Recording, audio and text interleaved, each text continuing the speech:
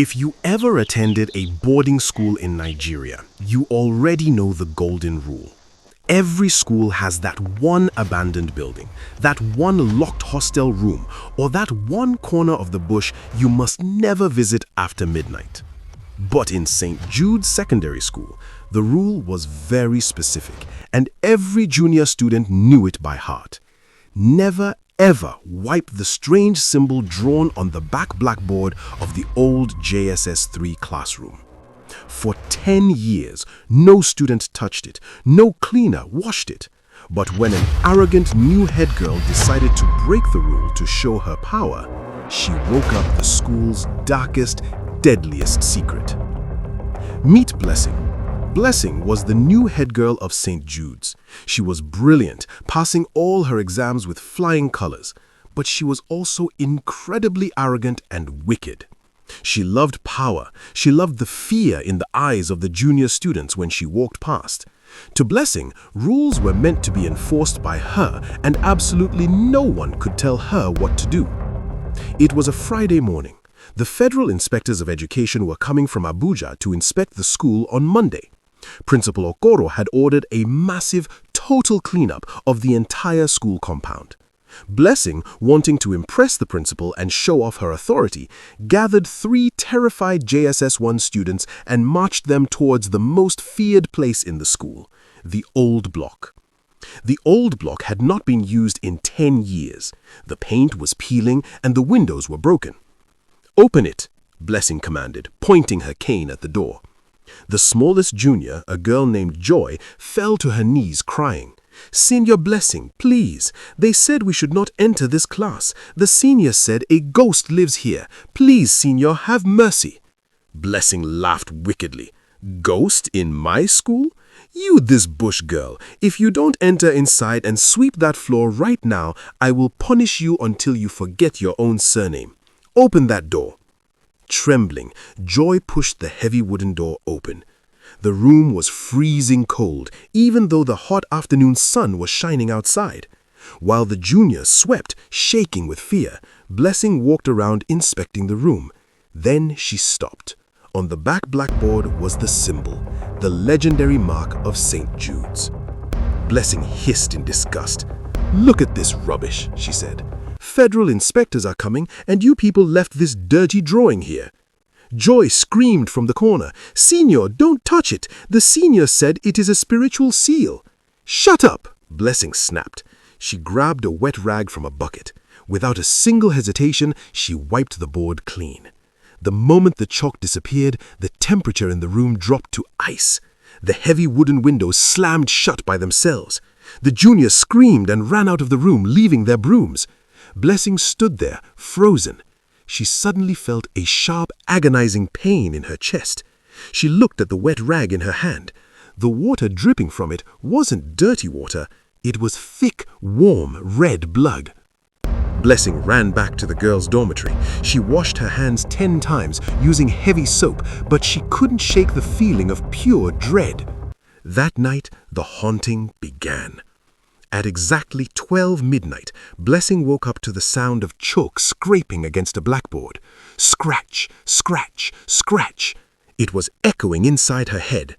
When she rushed to the bathroom mirror to splash water on her face, she froze. Written backwards on her forehead in deep red chalk was one word: guilty. She scrubbed her face until her skin was raw. She realized Joy was right. She hadn't just cleaned the board. She had broken a spiritual seal. But the angry spirit wasn't just after Blessing. It had a main target. Mr. Desmond was the school's oldest mathematics teacher. He was feared by everyone because he was notoriously wicked, corrupt, and took wicked pleasure in failing poor students. That morning, Mr. Desmond's tea tasted like bitter ash. When he opened his lesson notes to teach, every single page was covered in the exact same symbol Blessing had wiped off. When he tried to speak, his voice completely vanished, replaced by the terrifying sound of a young girl weeping. Mr. Desmond began to sweat profusely. He knew exactly what was happening. Amina had returned. Blessing was terrified. She couldn't eat. She couldn't sleep. She had to find out whose spirit she had angered. She snuck into the school's dusty archives, searching through records from 10 years ago. Finally, she found it. Her name was Amina. 10 years ago, Amina was the brightest JSS3 student in the school. She was an orphan who saved up everything to pay for her junior WIAC exams. But the WIAC registration money went missing from the staff room. Mr. Desmond, who had secretly stolen the money to pay his own massive gambling debts, needed a scapegoat. He blamed Amina. He called her a thief in front of the whole school and flogged her mercilessly in that very classroom. Amina was so traumatized, humiliated, and beaten that she collapsed and died right in front of the blackboard. To cover up his wicked crime, Mr. Desmond bribed the former principal. They lied to the police, saying it was an asthma attack. Then Mr. Desmond brought a dark herbalist to trap her angry, crying spirit in the classroom by drawing that symbol on the board. And now, Blessing had set her free. It was Sunday night. Mr. Desmond knew his time was up. He packed his bags to run away from the school under the cover of a heavy storm. But as he grabbed his door handle to escape, the door blew open with the force of a hurricane. Amina's ghost stood before him. The temperature in the room dropped to freezing. Mr. Desmond fell to his knees, begging and crying like a baby. The ghost raised her hand, and the red chalk began to write furiously on the walls by itself. "Confess, confess, murderer!" The walls of the room began to close in on him, squeezing the air out of his lungs. Suddenly, Blessing burst into the room. She hadn't run away. She had gone back to the old block, climbed into the dangerous rat-infested ceiling, and found the one thing Mr. Desmond couldn't destroy: Amina's hidden diary. It contained the exact serial numbers of the missing WIAC money, money that Mr. Desmond had foolishly deposited into his own bank account. "I found the proof," Blessing shouted over the roaring thunder.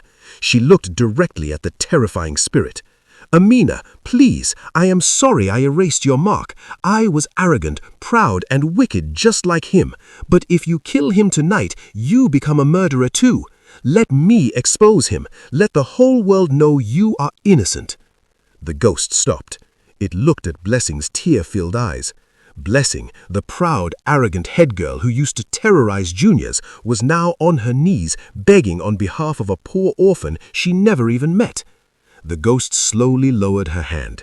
She pointed at the diary, then at Mr. Desmond, and then she peacefully faded away into white chalk dust, blowing out into the rain.